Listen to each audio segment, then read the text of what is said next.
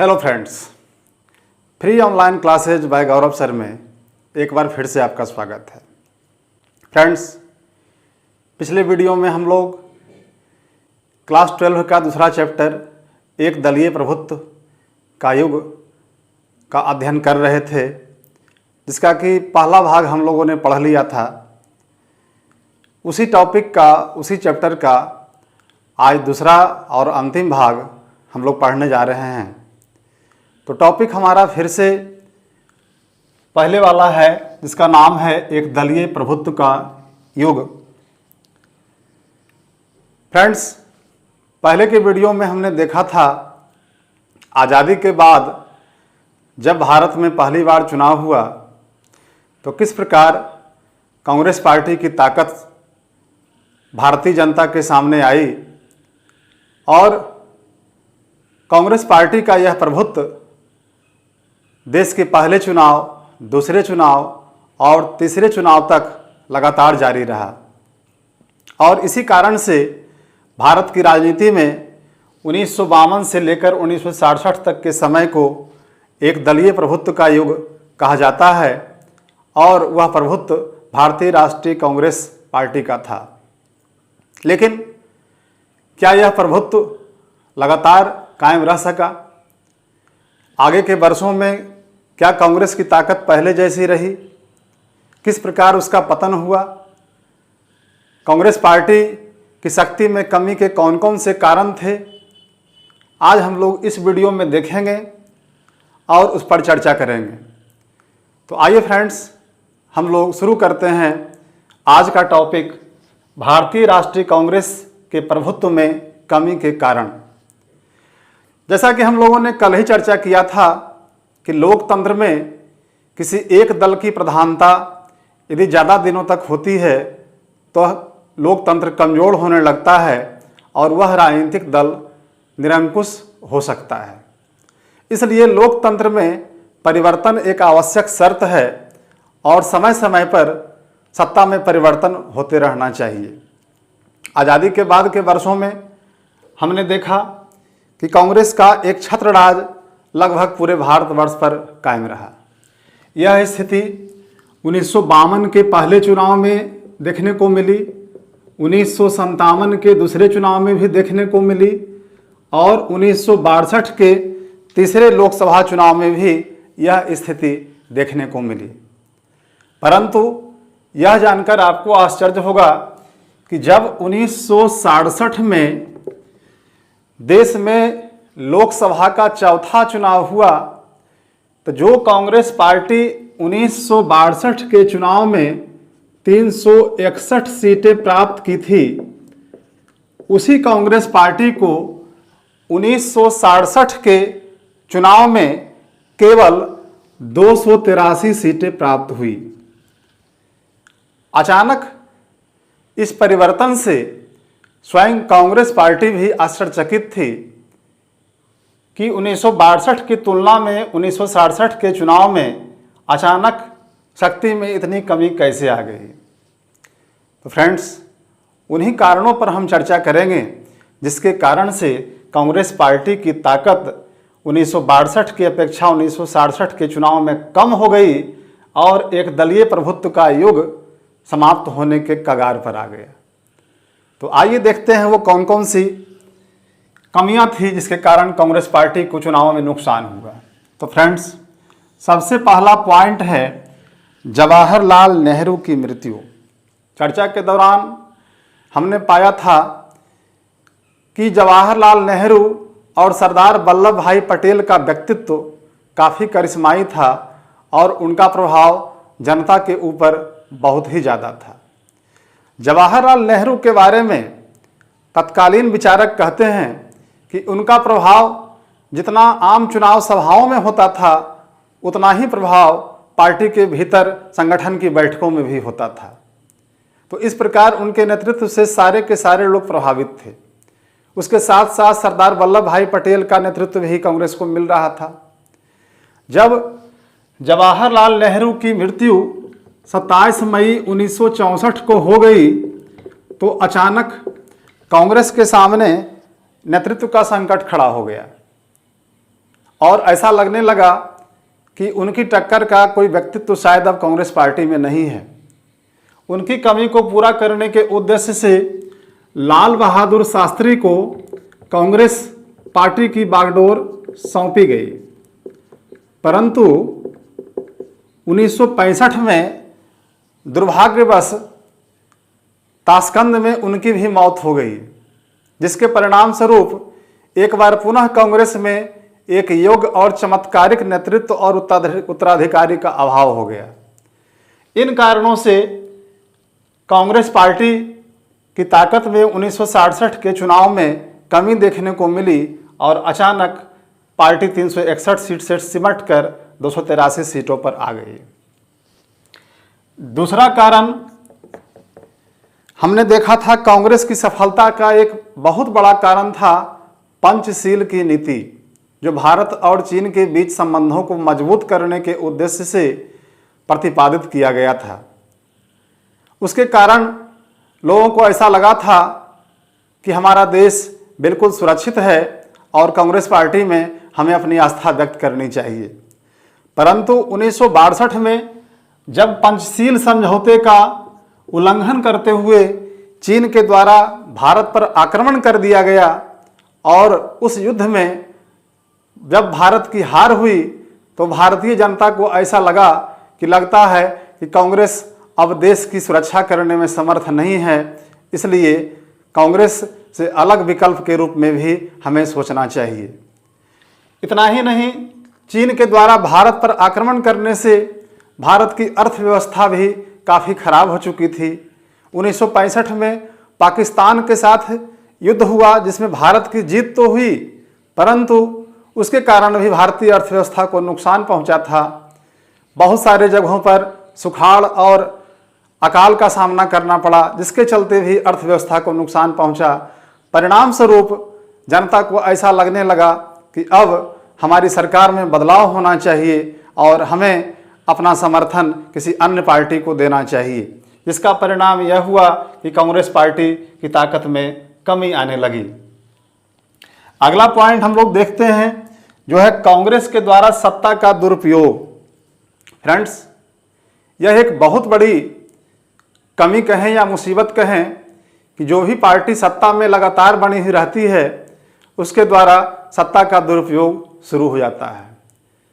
सत्ता के दुरुपयोग के संबंध में ब्रिटेन के एक प्रसिद्ध विद्वान लॉर्ड एक्टन ने कहा है कि सत्ता किसी भी व्यक्ति को भ्रष्ट करती है और पूर्णरूपेण सत्ता पूर्णरूपेण भ्रष्ट कर देती है। वास्तव में लॉर्ड एक्टन का यह कथन कांग्रेस पार्टी पर चरितार्थ साबित हुआ। भारतीय जनता कांग्रेस में अपना विश्वास व्यक्त कर रही थी और लोकतांत्रिक तरीके से अपना समर्थन कांग्रेस पार्टी को दे रही थी, परंतु कांग्रेस पार्टी के द्वारा हमने देखा था कल 1957 में जब केरल में कम्युनिस्ट पार्टी की सरकार बनी और EMS नंबूदरीपाद वहाँ के मुख्यमंत्री बने, तो कांग्रेस पार्टी के द्वारा इसे स्वीकार नहीं किया गया और एक चुनी गई लोकतांत्रिक सरकार को संविधान के द्वारा मिली गई शक्तियों का दुरुपयोग करके अनुच्छेद 356 के द्वारा एक चुनी गई लोकतांत्रिक सरकार को बर्खास्त कर दिया गया। कांग्रेस ने अपनी महत्वाकांक्षा पूरा करने के लिए इस कार्य को तो कर दिया, परंतु कांग्रेस के इस कार्य का भारतीय जनमानस पर बुरा प्रभाव पड़ा और कांग्रेस के प्रति असंतोष पैदा हो गया, जिसके परिणाम स्वरूप कांग्रेस कमजोर होने लगी। अगला पॉइंट सबसे महत्वपूर्ण, विपक्षी दलों की शक्ति का विकास। हमने कांग्रेस की शक्ति के संदर्भ में चर्चा किया था कि कांग्रेस पार्टी भारत की सबसे पुरानी राष्ट्रीय पार्टी है, सबसे पुराना राजनीतिक दल है और उसकी पहचान आज़ादी के पहले से थी, जिसका फायदा कांग्रेस पार्टी को शुरुआत के चुनावों में देखने को मिला। यह उसकी सफलता का एक महत्वपूर्ण कारण था। परंतु धीरे धीरे आज़ादी के बाद जब अन्य विपक्षी पार्टियों का भी उद्भव शुरू हुआ, उसकी स्थापना हुई, उसका विकास प्रारंभ हुआ, अपनी नीतियों को उन पार्टियों के द्वारा जनता तक पहुंचाया जाने लगा, तो जनता के सामने अपना मतदान करने के लिए बहुत सारे विकल्प तैयार हो चुके थे और लोकतंत्र में जनता अपने विकल्प का स्वेच्छा से प्रयोग करने के लिए स्वतंत्र होती है। परिणाम स्वरूप मतों का बिखराव शुरू हुआ और कांग्रेस पार्टी को नुकसान होना शुरू हो गया। अब हम देखते हैं कि आखिर वो कौन कौन से प्रमुख विपक्षी दल थे जिनके कारण कांग्रेस पार्टी के प्रभुत्व में कमी आई और एक दलीय प्रभुत्व का युग समाप्त हो गया। तो सबसे पहली पार्टी थी भारतीय जनसंघ, जिसकी स्थापना 1951 ईस्वी में श्यामा प्रसाद मुखर्जी के द्वारा की गई थी। इस पार्टी की स्थापना एक राष्ट्र, एक देश और एक संस्कृति के सिद्धांत के आधार पर किया गया था। भारतीय जनमानस से जुड़ी हुई विचारधारा होने के कारण इस पार्टी को धीरे धीरे सफलता मिलनी शुरू हुई। आप स्वयं देख सकते हैं कि जिस पार्टी को पहले लोकसभा चुनाव में केवल 3 सीटें प्राप्त हुई, दूसरे लोकसभा चुनाव में केवल 4 सीटें प्राप्त हुई, उसी पार्टी को तीसरे लोकसभा चुनाव में 16 सीटें प्राप्त हुई। धीरे धीरे इस पार्टी की शक्ति में वृद्धि हो रही थी, जो कि श्यामा प्रसाद मुखर्जी के द्वारा स्थापित किया गया था। और पंडित दीनदयाल उपाध्याय इसके प्रमुख विचारक थे। इस पार्टी के पंडित दीनदयाल उपाध्याय। तो भारतीय जनसंघ ने अपने आप को मजबूत करना शुरू किया। 1977 में इस पार्टी का विलय जनता पार्टी में हो गया। भारतीय जनसंघ का विलय जनता पार्टी में हो गया और यही पार्टी 1980 में भारतीय जनता पार्टी के नाम से स्थापित हो गई 6 अप्रैल 1980 ईस्वी को, जिसका कि शासन आज हमारे देश पर चल रहा है और भारत का प्रमुख राजनीतिक दल है। भारतीय जनसंघ का ही बदला हुआ रूप आज भारतीय जनता पार्टी के रूप में जाना जाता है। बहुत सारे क्वेश्चन इससे बन रहे हैं। भारतीय जनसंघ की स्थापना कब हुई, किसके द्वारा हुई, उसका विलय जनता पार्टी में कब हुआ, जनता पार्टी भारतीय जनता पार्टी के रूप में किस वर्ष परिवर्तित हुई। ये सारे क्वेश्चन आपको भारतीय जनसंघ टॉपिक से बन रहे हैं, इसलिए आप सभी क्वेश्चन पर ध्यान देंगे और निश्चित रूप से आप वीडियो के दौरान उसको नोट करते रहेंगे, जिससे परीक्षा में आप आसानी से उत्तर दे सकें। तो इस तरह से भारतीय जनसंघ ने कांग्रेस पार्टी को काफ़ी नुकसान पहुंचाया। दूसरी महत्वपूर्ण पार्टी थी भारतीय साम्यवादी दल, जिसे कि कम्युनिस्ट पार्टी भी हम कहते हैं। भारतीय साम्यवादी दल की स्थापना 1925 में ही एम.एन. राय के द्वारा कर दी गई थी।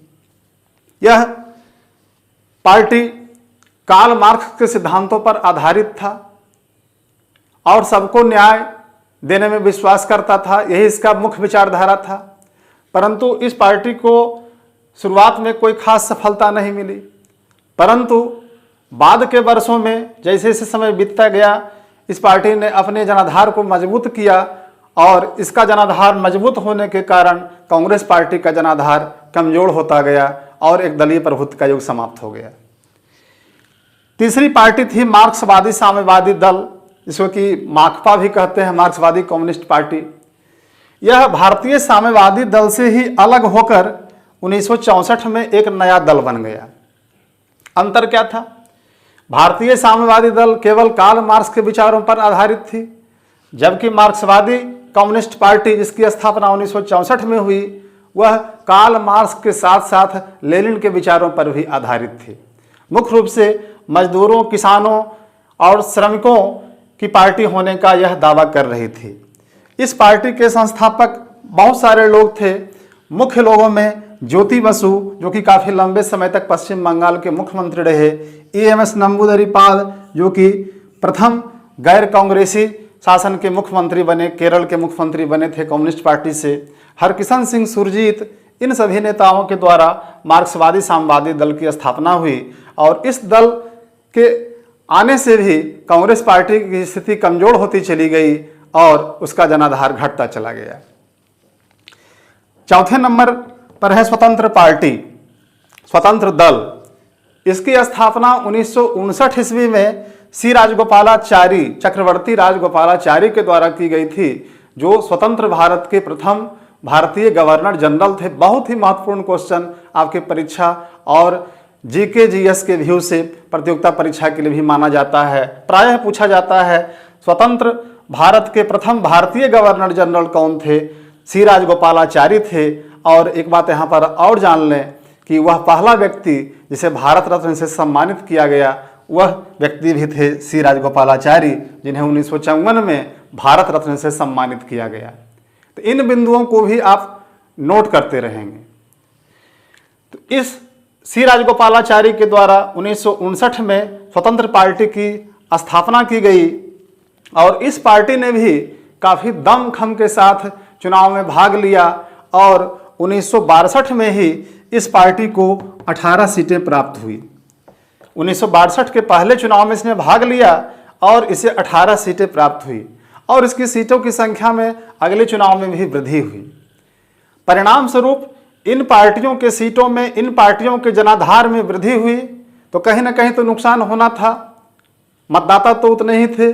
इस कारण से कांग्रेस पार्टी को नुकसान हुआ और इस तरह से एक दलीय प्रभुत्व का युग जो 1952 से लेकर 1967 तक लगातार चलता रहा और कांग्रेस एकमात्र राजनीतिक दल के रूप में भारत पर राज करती रही, उस कांग्रेस का प्रभुत्व इन पार्टियों के कारण, कांग्रेस के द्वारा सत्ता का दुरुपयोग करने के कारण, चीन के द्वारा भारत पर आक्रमण करने के कारण, जवाहरलाल नेहरू की मृत्यु, सरदार वल्लभ भाई पटेल की मृत्यु, लाल बहादुर शास्त्री की मृत्यु होने के कारण, योग्य उत्तराधिकारी के अभाव के कारण कांग्रेस पार्टी की स्थिति दिन प्रतिदिन कमजोर होती गई और एक दलीय प्रभुत्व का युग समाप्त हुआ। इस तरह से इस अध्याय में हमने मुख्य रूप से देखा कि एक दलीय प्रभुत्व का युग क्या है, उसके अंतर्गत किस पार्टी की शक्ति देखने को मिलती है, उस पार्टी की शक्ति के कारण क्या थे, फिर हमने देखा किस प्रकार से उस पार्टी की शक्ति में कमी आई, उस कमी के क्या कारण थे और किस तरह से भारत की राजनीति में नए राजनीतिक दलों का विकास हुआ जिसके फलस्वरूप एक दलीय प्रभुत्व का युग समाप्त हुआ। उम्मीद है आज का यह वीडियो आपको अच्छा लगा होगा और अच्छी तरह समझ में आया होगा। वीडियो कैसा लगा कमेंट्स में लिखेंगे, वीडियो को अधिक से अधिक शेयर करेंगे। इस वीडियो को देखने के लिए बहुत बहुत धन्यवाद।